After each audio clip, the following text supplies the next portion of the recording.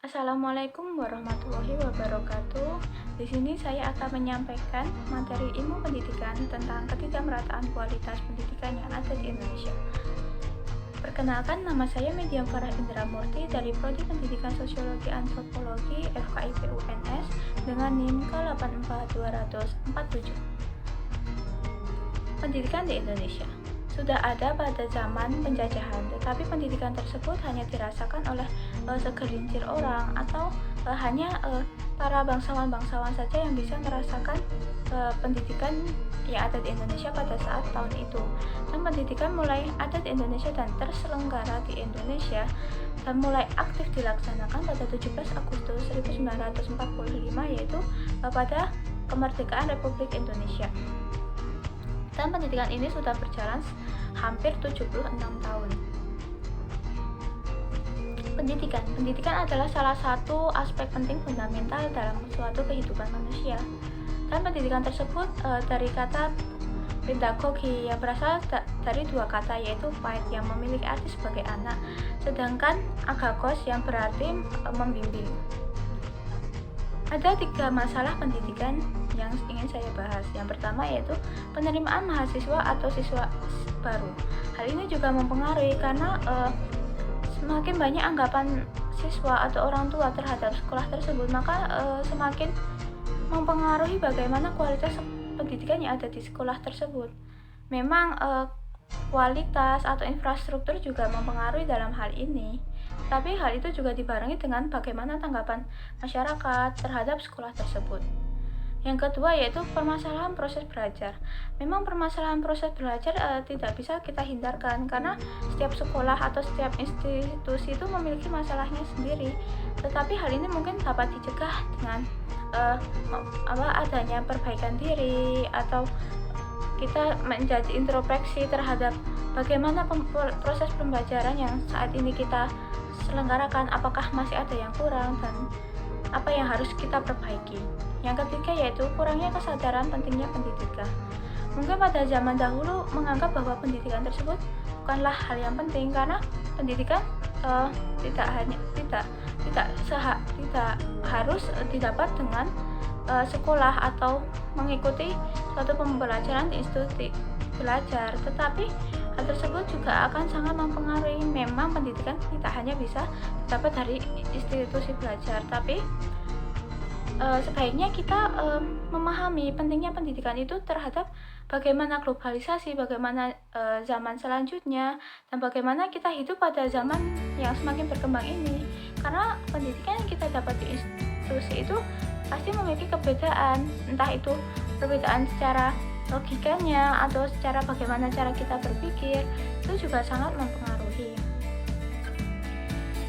Yang selanjutnya yaitu penyebab terjadinya masalah pendidikan. Yang pertama yaitu adanya pengambilan sekolah favorit. Hal ini di Indonesia sudah relatif tinggi karena mungkin hampir setiap kabupaten atau ibu kota di Indonesia ada anggapan yang mengatakan bahwa sekolah A atau sekolah B itu tuh sekolah yang favorit, sehingga banyak orang tua atau siswa mulai berlomba-lomba mendaftar di sekolah tersebut karena menganggap bahwa sekolah tersebut sekolah yang terbaik dari sekolah lainnya, sehingga menganggap bahwa kita lulus dari sekolah tersebut mungkin kita akan memiliki kualitas pendidikan yang lebih baik daripada sekolah lainnya. Yang kedua yaitu faktor ekonomi. Memang dalam kehidupan ini faktor ekonomi tidak bisa dipisahkan oleh kita. Memang banyak yang menganggap bahwa mungkin dia merasa dia memang tidak mampu, tetapi jika kita memiliki keinginan, kemauan untuk bersekolah, maka di situ pula pemerintah akan membantu kita dalam menjalankan atau mengikuti suatu instansi pembelajaran, sehingga kita juga akan mendapatkan pendidikan yang sama dengan orang lain. Seperti pada Undang-Undang 1945 yang mengatakan bahwa setiap warga negara berhak mendapatkan pendidikan yang layak. Itu juga akan membantu kita terhadap bagaimana kita mendapatkan pendidikan yang layak dan baik seperti orang lainnya. Yang ketiga yaitu adanya sentralisasi. Memang pernah terjadi sentralisasi di Jawa. Jadi hanya pembangunan atau infrastruktur yang diperbaiki hanya berpusat pada daerah Jawa dan sekitarnya. Hal itu juga sangat mempengaruhi. Mungkin hal itu juga menyebabkan daerah yang ada di pelosok Indonesia, daerah terpencil itu mungkin akan sedikit tertinggal. Apalagi dengan susahnya akses jalan, itu mungkin juga akan mempengaruhi bagaimana kita akan membangun infrastruktur atau bagaimana daerah tersebut akan berkembang. Yang keempat yaitu kurangnya kesadaran pentingnya pendidikan. Memang kurangnya pendidikan ini mungkin sedikit atau pernah terjadi pada masyarakat pedesaan, di mana di masyarakat pedesaan itu tidak mau atau tidak terbiasa menerima pembaruan, sehingga hal tersebut juga sangat mempengaruhi bagaimana kualitas pendidikan yang ada di daerah tersebut akan berkembang. Solusi ketidakmerataan pendidikan di Indonesia. Yang pertama yaitu pemerintah dapat memprioritaskan dan memperbaiki infrastruktur sebagai bentuk penunjang pendidikan. Mungkin hal ini dapat kita gambarkan sebagai pemerintah dapat membangun akses yang baik atau memperbaiki instansi infrastruktur pada daerah-daerah yang tertinggal, sehingga pemerataannya akan semakin baik dan nanti bisa memberikan atau membantu Indonesia untuk mengembangkan SDM yang ada, sehingga nanti pada saat adanya kelulusan tersebut tuh kelulusan yang berkualitas baik untuk mengubah Indonesia akan menjadi lebih baik.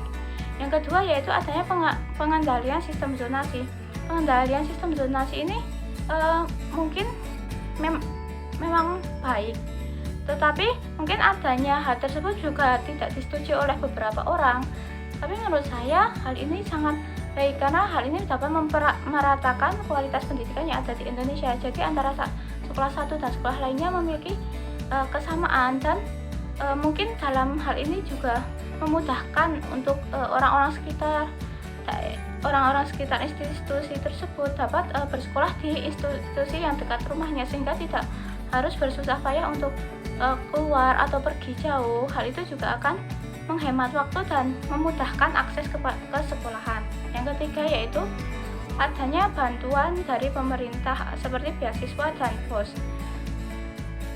Hal ini juga sangat mempengaruhi karena adanya anggapan bahwa saya mungkin orang yang kekurangan dan lain-lain. Hal itu tuh juga dapat diminimalisir sehingga semua orang yang ada di Indonesia atau siswa-siswi itu semua berhak mendapatkan pendidikan yang layak. Mungkin ada beberapa orang yang mengatakan saya mempunyai masalah tentang faktor ekonomi, tetapi hal tersebut bisa dicegah dengan adanya bantuan BOS atau beasiswa ini untuk memperbaiki kualitas pendidikan yang ada di Indonesia. Terima kasih. Sekian, bila ada kesalahan saya mohon maaf dan semangatlah untuk generasi muda penerus bangsa. Terima kasih.